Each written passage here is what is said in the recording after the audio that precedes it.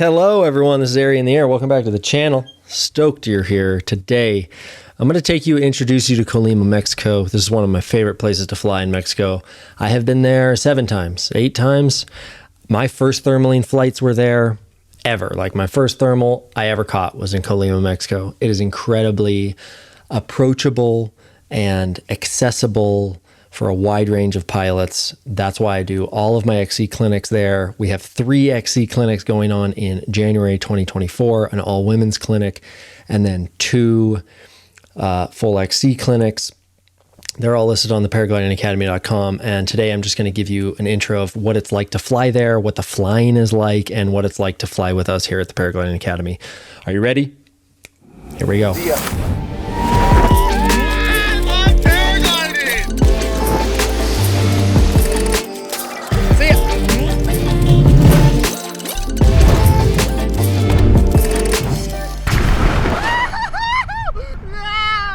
So, here we are on the launch. This is Peter, my favorite student of all time, pulling up his glider.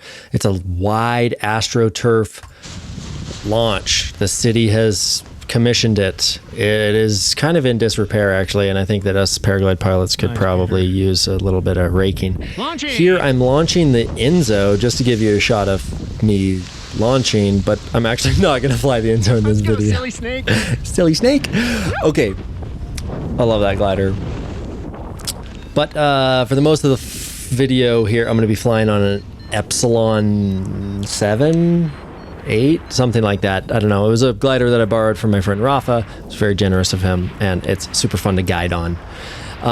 Okay, so like I said, the launch is super wide, AstroTurf. The wind blows right up the hill. It's super easy. And then you have these 3 knobs that you see rolling down the hill here. It's really easy to teach people to paraglide there because you just send them over those knobs and you just fly down. If the thermal doesn't trigger on the first knob, then try the second knob. And if it doesn't trigger on the second knob, then try the third knob. And if it doesn't trigger on the third knob, then land safely in the LZ.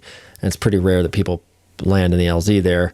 That's the bailout LZ. It's pretty rare that they land there because it works really good there, really consistent. It's not so far from the ocean, so there's a lot of moisture in the air, and the thermals are pretty broad and approachable. Okay, so here's a video of me throwing my apple core at Peter. And this is our first glide here. So this is right off of, launch right there. We're looking at launch with that white capilla in the background, and this is a student who's marking a climb for us, and I fly over to the student and beep, beep, beep. So sometimes the students mark the climb, sometimes the guides do. But soon enough, all the other students land, and Peter and I are the only ones left in the sky. So Peter gets this just one-on-one session with me that was pretty mind-blowing for him, because Peter showed up to this clinic with like 50 sledders and an SIV. And so this is the last flight of the tour, and Peter made 55 kilometers and flew for 3.5 hours. So that was kind of the progression of Peter's week, was like showing up as a total green beginner and then getting these kinds of experiences, really thermaling. We're gonna go like towards Comala here, and then we're just wrap around the city. The highway under us is our limit. We're just gonna wrap right around the town, and then we're gonna head up the volcano. That's me telling Peter on the radio where we're gonna go, and you can see flying in close proximity. You can see I'm wearing bike gloves because the top of lift is comfortable to fly. You don't have to wear big puffy coats and stuff. It's really comfortable flying. Okay, and here's Peter. We're flying in lift, and then he's pushing upwind, and we've been talking about this all week. Nice, Peter. Look at him go! Fucking surging upwind. That's my dude. I love this guy. And his glider is so cool. I love the colors of this thing. So, and here we are. So basically the route is you fly around the city, and then you kind of fly either to Comala, or you fly to the drop zone, or you go up the volcano. And as you hear, I'm telling him to get on the speed bar and push out in front of me so I can get a sweet photo of him, because that's another thing I'm pretty good at with the guiding, is that I get killer photos of my clients. It's sick. And footage, as you can see. So this is probably 2 o'clock in the afternoon now. And so the thermals are working really good and very consistent climbs. And we're just getting to turn wingtip to wingtip with each other comfortably. Peter's wearing a sun shirt and his mountain biking gloves in an open harness. So, here in the American West, we fly like really tall. You got to have 7 puffy coats and electric gloves and shit. It's just annoying. And in Mexico and in Colima specifically, it's quite comfortable to fly. It's just the perfect place to train people to fly cross country. That's why I do it. So you can see there's lots of agriculture. And as we get closer and closer up the volcano, things are going to get greener and more lush and more vegetated. You see big trees. And look at the volcano, okay? And yeah, and grab our okay, so grab our fucking food and come pick us up.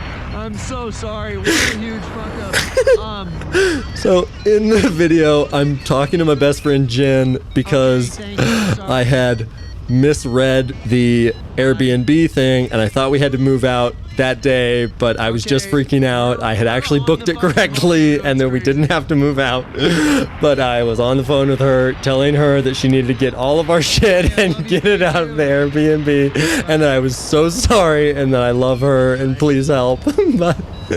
And just the volcano, insane. And so here you see I'm not touching the glider. That's because I'm taking pictures of Peter.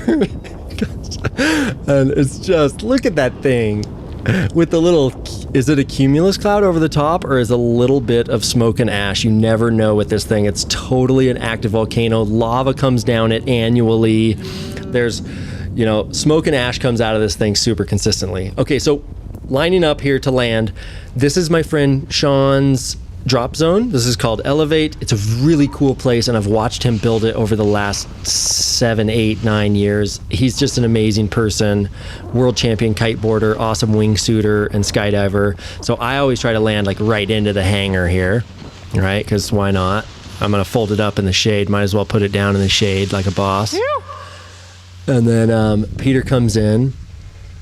Peter has a great landing because this huge open field, we do kiting here in the evening when you come out to the XC clinic. We do kiting here in the evening and we hang out and you see the palapa. We can have dinner and barbecue, and hang out on. If it's not flyable, we get to go